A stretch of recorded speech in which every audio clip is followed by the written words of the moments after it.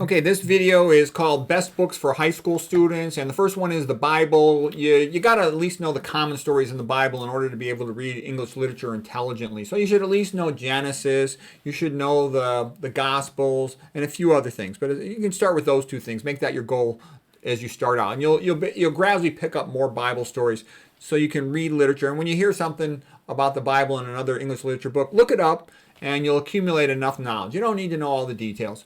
All right, Christmas Carol. That's my favorite book ever. I think it's the best novel ever written by Charles Dickens because it shows how a person's attitude can totally enrich their life and the life of people around them. He went from being a worthless jerk to being a wonderful man, and all he had to do was change his attitude. Okay, Pinocchio, I love Pinocchio, and for a young person, it shows, kind of the effect he had on his parents when he was young and he was a jerk. He didn't want to study, he didn't want to work, and he turned into a donkey, a jackass. Okay. And then later on, when he realizes, he's responsible to help his mother and his father, Geppetto, and then the blue-haired fairy lady, his mom. It's a beautiful book. It's great. It's fun. It's nice. It's perfect. The best version of it is Roberto Innocenti's version. He's a magnificent illustrator. That's my favorite one by far. The 1940 movie by Walt Disney was very good. Not exactly the same as the book, but it's still quite good, and it's complementary to the book. And it's perfectly fine to watch the movie first, and then you'll have the context of everything from when you read the book. You'll pick up on the subtleties better. Okay, Animal Farm. Animal Farm is a great book by George Orwell. George Orwell was a genius. He had a lot of experience in socialism and related contexts, so he very accurately portrays the events of Russia in the 1900s. Next is 1984, also by George Orwell, a more sophisticated version of it, a more technological version of it, and more similar to what we see in our own modern world today. They're both magnificent. They're well worth watching. You should study George Orwell. Okay, Brave New World by Aldous Huxley. It's a little bit more of the alternative method for chumping people. So 1984 is a little bit more brutality, okay? And that's a big part of collectivism. But there's another side to collectivism. It's the side of hedonism, Epicureanism, or basically you weaken people when you make them hedonistic, okay? You make somebody religious and Christian and righteous, that makes them strong, okay? You make them hedonistic, it makes them weak. Then they start drinking alcohol, using MJ, potentially abuse other substances, become promiscuous, lazy, drifting into atheism. Life has no meaning, so we might as well have fun. And they end up being a minimum wage chump. Okay, so, and it's also like this whole opioid business destroying a lot of people in the United States. Lots of people die every year from that opioid business. I've known a lot of medical families that have lost a family member or relative because of that. I recommend never touching those things. Okay, next is Atlas Shrugged. Atlas Shrugged is a little more advanced and sophisticated. It's by Ayn Rand. And it's basically showing you the emptiness of socialism, how it's just exploitative, the so-called altruism, and basically a centralized collectivist group of individuals just rip everybody else off. That's what you learn from that book. Okay, Scarlet Letter is more sophisticated, more nuanced in personal relationships, whereby one sees that even though Chillingsworth, the original husband of Hester Prynne, the lady who wears the scarlet letter on her chest, claims to have the moral high ground, he actually is the most evil, sinister person in the whole book. Hester Prynne basically, her husband was thought missing. He was gone for years, and then she had an adulterous one-night stand with Reverend Dimsdale. And Reverend Dimsdale keeps it private, doesn't go up on the scaffold with a scarlet letter because he's afraid they're going to hang him. And he's actually a pretty good guy, but he's a wimp. Whereas Hester Prynne is pretty strong. And it's a magnificent book. What's magnificent about the book? Why do I love the book Scarlet Letter? Because I love the way that Hester Prynne and Dimsdale start to talk to each other, and they realize the real evil character in the book is Chillingsworth. And you'll see that in modern society. And for me, a perfect example of it's almost like the USA. And when I say it's like the USA is a bunch of people who try to do their best and make mistakes, but most of them are trying to live a good life and be decent people. And then there's like the demo you-know-what crats. They're like Chillingsworth. They pretend to have a moral high ground, but they're the most sinister and evil. Chillingsworth, all through the book, is really trying to destroy Dimsdale because he's pissed off at him. The guy cheated with his wife, okay? But it was years ago in an unusual context, but that's what happened. But Chillingsworth will not let up. He will not forget. He's like a parasite animal sucking the blood out of Dimsdale. And that's kind of like the demo you-know-what crat group party is in this country, okay? So to recognize the subtle, sophistry of evil the book is great for that. It puts all these contrasting situations up there that it ends up being a magnificent book. Nathaniel Hawthorne wrote it, and you would put that in the category of dark romanticism. I'll make a book review on it sometime later, but it starts out a little bit tedious, and you're like, why am I reading this? Is this really worth the effort? But once it gets going, like the climax in the forest, it's magnificent. It's an all-time great book. Okay, Oedipus Rex.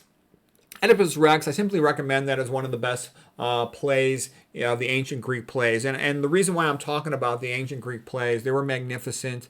There's Aeschylus, Euripides, and Sophocles, and Aristophanes, is because it shows you a higher level of mankind. And, you get beaten down by day-to-day life, the drudgery, the tediousness, the desire to just make money. And so, like Aristotle had said, and this was echoed by Ayn Rand's celebration of Aristotle, he said the poets are more important than the historians because they show us not only what man is, but what he can be, what he ought to be. And it gives you a higher set of goals to aspire to because you see the magnificence of these Greek plays. It's just awesome. And then you're like, well, gee, maybe someday I could write something like that. Maybe someday I could live a great life and be heroic like some of these people in these Greek plays. So that's good to inspire a person. It's always, you have to live, down on earth with all the BS that we have to deal with. But you should also, in your mind's eye, have a sense of something more noble that you aspire to. Les Miserables, magnificent book. Jean Valjean, the bishop forgiving Jean Valjean, and Jean Valjean just like becoming like the best man in all of France. It's kind of awesome. I love that movie. The 1985 musical is fantastic. It's a bit too long of a book for most people to read, unless you got a lot of time. But you should definitely watch at least one or two of the movie versions and the musical from 1985. I think it's the greatest musical soundtrack of them all. I mean, that and Amadeus. I love Amadeus, but this soundtrack is something else.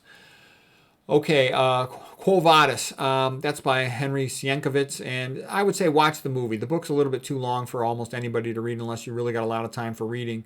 But you see the contrast between the ancient Romans and the early Christians. And the early Christians are just so wonderful and magnificent in comparison with the ancient Romans. The ancient Romans are brutal. Give me my slaves. Do what I say, slave, or I'll kick your butt. That's basically a big part of ancient Rome. There's a few exceptions in ancient Rome. Like I love Cicero. Cicero, greatest of all Romans. The wonderful orator and rhetorician. Okay, Case for Christ by Lee Strobel. That's a great book because that gets you solid on early Christianity. It answers all the tough questions. Is the resurrection true, etc., etc.? Did Christ claim that he was God? All that stuff. Once you're solid on all that, you're not going to be BS by all the phony lightweights that try to BS you on the internet or in your school environment. So that will make you intellectually strong. The next one I would say is you want to know, I recommend my book, Best Christian Art. You don't need to buy. You can just watch my videos. The reason is once you see all this great, beautiful art, you won't fall for BS. Like somebody tries to tell you modern art is real. You go, stick it up your butt. Okay, modern art is all fake. A child could have done it. It's an insult. It's a degradation of our museum. It's a degradation of art education. It's all fake BS. Picasso was a phony. Picasso was a cow, moon, east, okay? He stinks, okay? And you need to understand something like that in order to be solid, all right? So the next thing I'm going to show you here. Now, these books were literature and art, sort of an aesthetic development of the mind. And reading fiction, I think, is very good for people because in order to keep track of all the characters in a story and what it all means, the symbolism, the metaphors relevant to your own life, you develop a much more sophisticated vocabulary. Because what I've also seen in life is a lot of people, their language skills are so poor, their vocabulary is so weak, their ability to write is so weak that they get screwed over in some way, treated unfairly, whatever the case might be. And they have no ability to fight back. They can't write well enough. They can't articulate themselves well enough that anybody will take them seriously. And they get screwed over.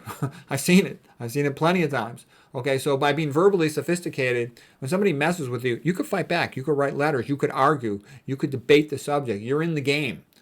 Okay, so this next set of books here, so this column was literature, developing your literary mind, your thinking sophistication, a liberal arts education, and all that vocabulary. This one is more about how do you deal with things in a practical sense. And this is to make you strong so you can be competent, you can hang in there, you can fight back when somebody's trying to screw you over, you can climb the employment ladder, you can, get the person you want to fall in love with you, maybe, that's obviously more complicated, but you'll be in the game. Okay, first one is Harry Lorraine's book, Super Memory, Super Student. Basically to recognize that academics is just a memory contest. High school, college, and grad school, almost entirely for most fields, is simply memorization. So if you want to be good at it, be good at memorization. Okay, and you got to also remember you can increase IQ. All these college professors who tell you can't, they're full of crap. College professors, to me, in general, usually mean somebody who doesn't know what they're talking about. Okay, anybody that look at them, they all fall in line. Not all of them, but most of them fall in line with whatever new BS comes along. All of a sudden, nobody knows the difference between a man and a woman. That's ridiculous. Okay. A man has a Johnson, a woman has a Virginia. Okay, that's not rocket science. And if you can't understand that, then how are you going to understand more sophisticated things about male-female relationships, for example? So anyways, what I'm trying to say is, I went from being a B- student my first set of classes at Stanford, where I was afraid I was going to flunk out. My parents were fuzzy foreigners, didn't know anything about America. I never took an honors class in high school, yet alone an AP class. And I walk into Stanford, there's all these kids from East Coast prep schools that, have done almost most of the first year through AP classes already, valedictorians and stuff. And so once I studied all these study skill books, though, I would crush it. I would get A+ in the most difficult classes after that. So what I'm saying is, nothing changed with my brain. I just learned how to study, how to memorize stuff. Okay, how to win friends and influence people. Now, it depends on your study skills. If you're really naturally good at study skills, you don't need this book. Okay, and I'll mention the case that I have a brother, okay, who's really, Rico Suave, smooth talking, good looking guy. And he just walks into the room. The women are all in love with him. The men all admire him. He's a real great athlete, too. But, compared to him, I'm pretty awkward wallflower, okay? And I spent too much time just studying and training for sports that I was a little socially awkward. So reading books like these, How to Win Friends and Influence People, reading books about body language, they were helpful to me. And then later on, too, I was trying to improve my public speaking skills. So you just study whatever you're interested in. You can watch a bunch of videos for free on the internet. Occasionally, you might want a book, okay? Rich Dad, Poor Dad, I think it's well worth reading that book. Basically, it teaches you to start thinking about money because the grade school system, high school system, and even the college system, it's designed to lie to you about real life. What I mean by that is it trains you to be a minimum wage employee and be poor all your life and to accept it and to expect that. But Rich Dad, Poor Dad basically tells you, look, this guy's rich. There's no difference between him and you except he thought about making money at a younger age. So it gets you to think about money, and I think that's valuable, because why not optimize your money earning capacity? Okay, next book, R. Don Steele, Office Politics, What They Will Never Tell You. And this is a really good book. I've read a ton of books on office politics. This is one of the best ones because it talks about dirty, vulgar, sneaky stuff that happens a lot in corporations and in other sort of competitive, ruthless environments. And it'll make you better able to help yourself and survive dirty business, okay? And you're going to encounter it, okay? It's just a fact of life. So that's a very good book, okay? Next book is 48 Rules of Power by Robert Greene. And some people say, oh, he's a sinister bastard. I shouldn't even talk about him. He's kind of evil. And yeah, there's actually some truth in those statements. But you know what? He's also very smart. And this is a really good book. He tells the truth. I've dealt with a lot of power plays and games and status climbing and intense stuff like that. And I can tell you, 48 Rules of Power is accurate. It's a good book. It puts things into a real context, gives good examples from history, and it's highly useful. Okay, The Prince by Machiavelli is also highly useful. If you want to understand politics and current events, I strongly recommend you study Machiavelli. Now, when you study Machiavelli, it's going to be sad. It's going to be brutal. It's going to be evil. But the reason you want to know it is because that kind of behavior is going to be used against you at some time or other in your life. And if you see it coming, you'll be better able to anticipate it and hopefully avoid it, okay? But that's reality. That's how actually big money players think. They think like The Prince and Machiavelli. They think like 48 Rules of Power. They think like Office Politics, R. Don Steele, okay? It's just the way the world is. Okay, now getting a little bit back to aesthetics, and I guess I could have included this over here. This is mostly novels. Well, I guess Case for Christ isn't a novel, nor is my art book, but it fit over there aesthetically. A little bit more on aesthetics. I recommend The Greek Way book by Edith Hamilton and her mythology book if you've got the time for that, or a book about Greek mythology. The reason why you want to study the ancient Greeks, again, to see, the beauty of mankind, what mankind is capable of. The three greatest cultural and artistic eras in human history are the ancient Greeks, the Italian Renaissance, and the Victorian Renaissance, which went with the Catholic revival in the 1800s in England. And when I say it, I don't just mean it only happened in England. There was lots of great stuff that happened in France. Incredible stuff. I love Victor Hugo, okay? He's a magnificent writer. Ayn Rand said he was the greatest writer, the greatest novelist who ever lived. He is magnificent. Ayn Rand said to read Victor Hugo, one feels as if they were walking into a cathedral. He's that magnificent, and he is. Okay, different writers for different things. Victor Hugo paints this incredible scene, this giant, magnificent big view of the whole world, and it's spectacular, okay? Versus I'll like Oscar Wilde for a bunch of clever, funny one-liners, okay? They're a different type of book, but Oscar Wilde had a small worldview. Victor Hugo had a big worldview. But on the other hand, Oscar Wilde has more memorable quotes. So different writers for different things. Okay, Rufus Fears, you just watch his videos on the internet. He's the best professor out of all of them at the greatcourses.com. It's also called Wondrium. It's also called the Teaching Company. He's the best professor of any subject, okay? He's a Harvard professor of history who's very jovial, very pleasant, very upbeat, inspiring, and he really knows a lot, and he's entertaining. He's a great teacher. So you want to watch. He has a great video courses on the ancient Greeks and the ancient Romans. And you could probably find his videos for free on the internet if you search for them. But then you'll also see what a great professor can be like. And again, these things ennoble you. They show you there is a higher level of mankind, sort of an intellectual aristocracy, and you want to try to be part of that. It'll bring you a lot of enjoyment. Not necessarily a lot of money, but it will make you much more sophisticated, much more entertaining and fun to talk to, and your general increase in overall vocabulary and thinking ability are likely to help you in other areas as well. The Cave in the Light by Arthur Herman is the best philosophy book. I've read tons of them, okay? That's the best one. It basically compares and contrasts all these historical times and events and puts them in the context of what would Plato think and what would Aristotle think. And Aristotle's basically thinking like an individual, like a free man. Plato is largely thinking collectivist, like a socialist. And, of course, I like Aristotle a lot better than Plato, but Plato is still great. Okay, political history of ancient Rome.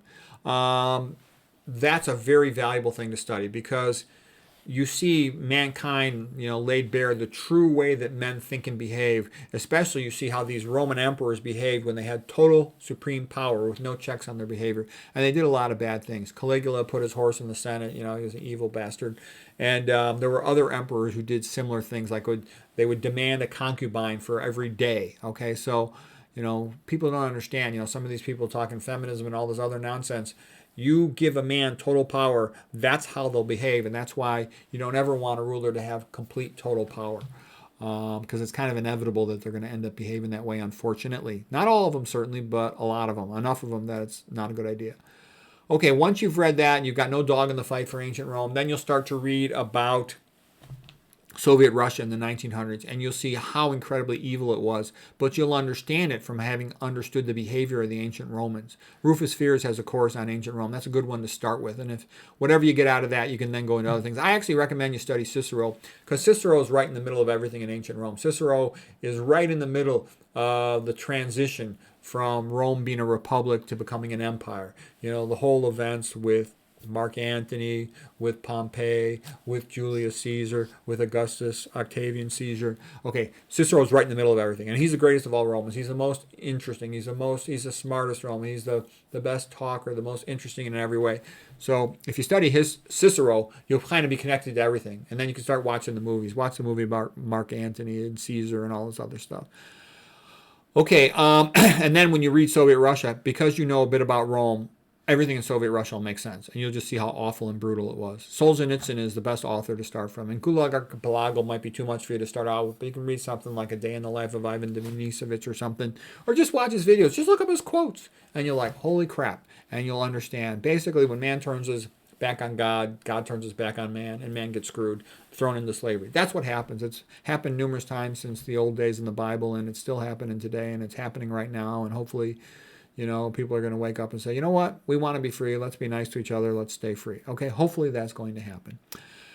The aesthetic history of the Italian Renaissance, a little bit like what I alluded to with regard to the ancient Greeks, is you see, the beauty of what mankind is capable of when he makes the effort. They were competing to see who could produce the best art, for example, to educate the literate peasants about the Christian story. And the art was magnificent, and it led to great architecture. It led to a lot of good things. And once you study the Italian Renaissance, you'll indirectly come into contact with the Northern Renaissance and the other painters, the Dutch painters, etc. And it's magnificent. Okay, and then let's see what else. Then I have some books of my own just for helping people with school. For example, here's my straight A at Stanford and on to Harvard. Basically, how did I become student athlete of the year at Stanford, become an A+ student? What I had to do, and then how I navigated through med school, graduated first in my class. This book's a little bit too big, so this is the big version, unabridged. There's a student version if somebody wants how to navigate that academic world. I also wrote another book after I tutored a bunch of students and raised my own kids, so I got to see how other people think a little better, how to raise IQ and become a genius. And I went through everything you could go through on memorization techniques, study skill techniques, how to increase IQ, how to increase vocabulary.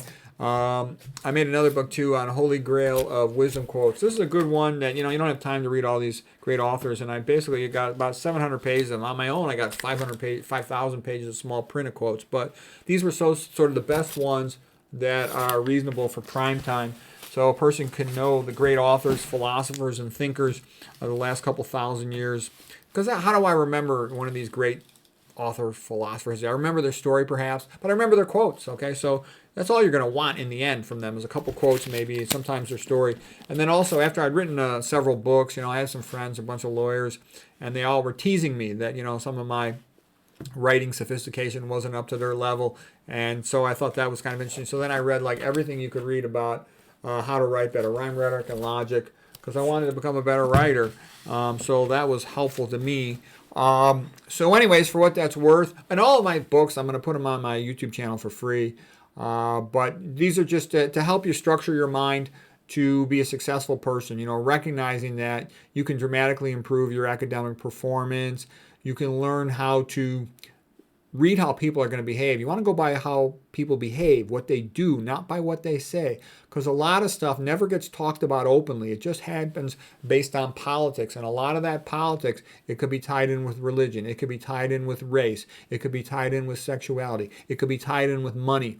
And when you start learning how to recognize body language and rhetoric and all the games that are played, you'll be more able to tell what people are really saying and what they're really doing, and you won't be tricked so easily. And that'll make you, more successful. So anyways, hope this was helpful.